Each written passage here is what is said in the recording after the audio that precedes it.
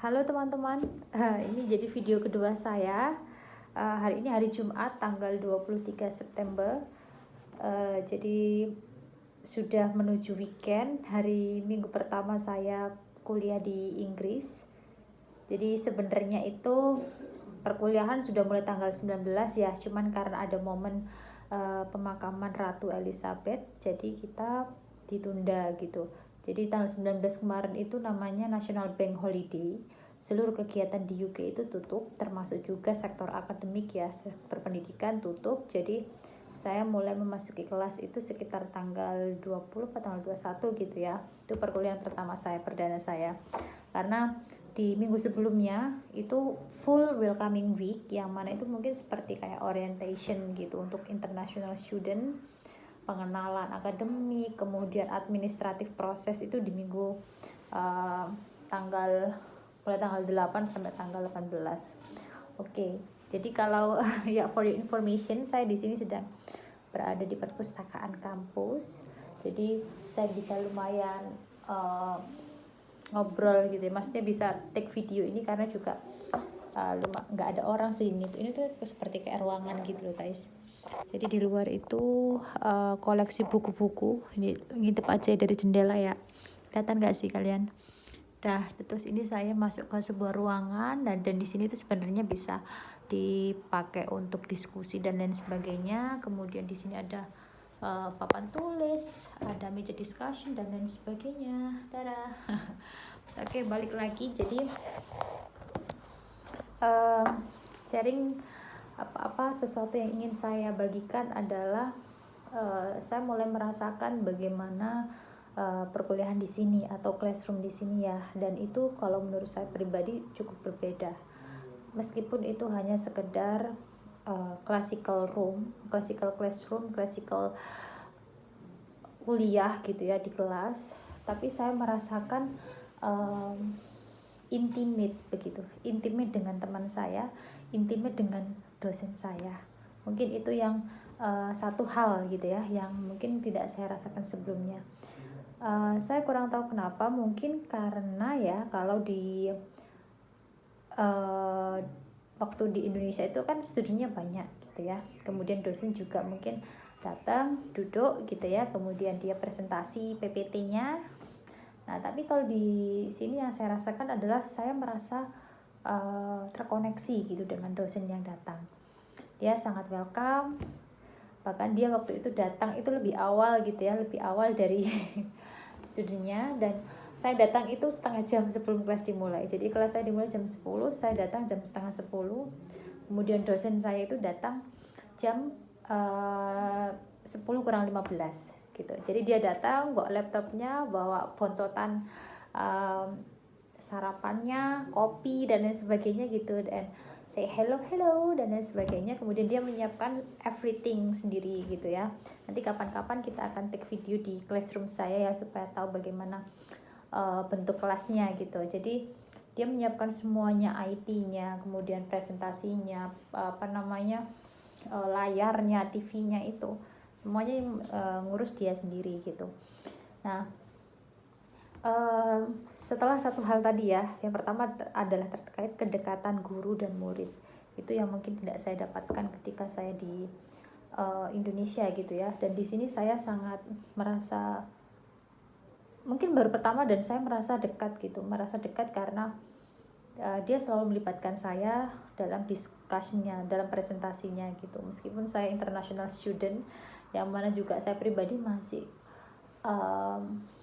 sangat-sangat banyak juga ya keterbatasan bahasa gitu. Kadang masih kayak telinganya itu kayak budek gitu loh guys. Masih kayak bener-bener nggak bisa clear mendengarkan accent British mereka, cuman ya mereka bisa paham itu gitu.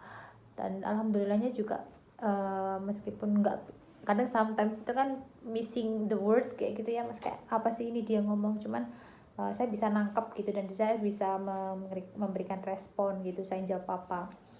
Nah terus yang kedua adalah terkait akademik sistem, atau mungkin kalau di Indonesia mungkin sudah sering ya dosen itu ngasih ini apa reference book yang bisa kamu baca gitu sebelum perkuliahan. Itu mungkin hanya di awal gitu, di kontrak perkuliahan awal ini bukunya gitu. Nah cuman kalau di sini itu bedanya adalah sebelum kamu masuk ke kelas, sebelum dosen masuk, itu kamu sudah diberikan daftar bacaan buku yang itu nanti akan berguna ketika nanti discussion di dalam kelas gitu. Jadi student itu memang diharapkan dipush untuk banyak baca, banyak self study gitu. Itu. Dan si dosennya juga sudah menyiapkan PPT. PPT dosen itu juga sudah diupdate guys, sudah diupload di sebuah sistem kampus gitu ya. Mungkin kalau saya dulu di UNER namanya cyber kampus gitu ya. Tapi kan di sana itu kalau butuhnya kita kan cuma upload nilai, absen atau apa gitu ya. Saya kurang tahu sekarang seperti apa, mungkin sudah berkembang ya. Kalau zaman saya mungkin sekolah 7 tahun atau 8 tahun yang lalu masih terbatas gitu penggunaan IT-nya. Nah, kalau di sini semua materi diupload di situ. Jadi mahasiswa itu bisa mengakses semuanya di situ sebelum dia mulai perkuliahan. Tuh. Dan dia sangat interaktif gitu ya. Di situ ada untuk bahan discussion sama mahasiswanya, sama dosennya. Dan yang menurut saya pribadi yang tidak kalah menariknya adalah di sini teman-teman mendapatkan akses yang luar biasa gitu ya, untuk membuka wawasan baru dengan buku-bukunya, dengan jurnal-jurnalnya. Karena mereka di sini investnya mungkin adalah invest bagaimana membuka cakrawala student dengan banyak referensi gitu ya, karena student kan diharapkan bisa lebih banyak belajar sendiri gitu. Jadi saya akui jempol lah, 2 jempol atau 3 jempol di sini terkait reference, bahkan buku-buku yang dulu tidak bisa saya dapatkan di Indonesia gitu ya. Saya cuma melihat, oh aku pengen baca buku ini gitu, tapi di perpustakaan aku nggak ada, atau aku harus mengeluarkan duit dulu, atau harus order dulu via Amazon, yang mana Amazon juga nggak seberapa familiar kan di Indonesia. Jadi di sini tuh bisa saya baca gitu. Kemudian subscription jurnal-jurnal atau magazine, international magazine yang dikeluarkan dari international organization atau organisasi profesi yang dulunya itu berbayar mahal gitu ya. Di sini mereka otomatis akan subscribe itu berlangganan, kampus berlangganan, dan itu bisa diakses oleh mahasiswa. Itu juga salah satu yang mungkin saya senang gitu ya, karena ini dulu saya pengen baca ini gitu kan, sekedar baca waktu nemu di internet, tapi ternyata nggak bisa gitu kan, limit akses karena harus bayar dulu gitu.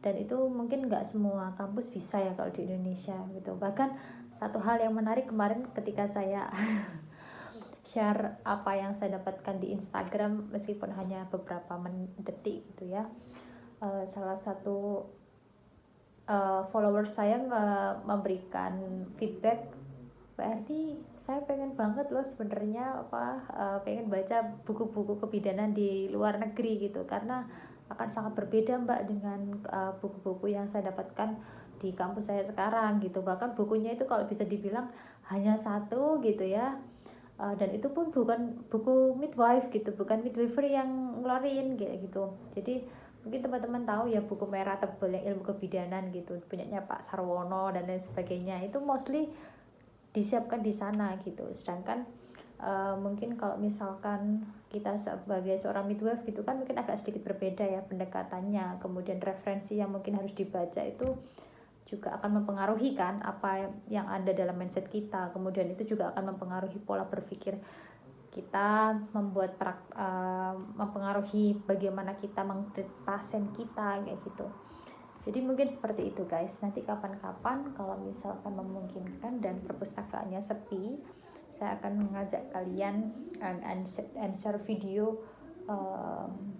walking around mungkin ya, kayak tour perpustakaan.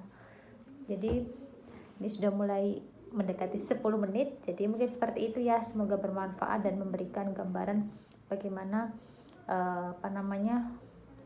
kuliah perdana saya di minggu pertama, dan gambaran classroom, di kelas, dan perbedaan yang pertama kali saya potret ketika saya menjadi international student di UK. Oke, terima kasih, bye bye, assalamualaikum.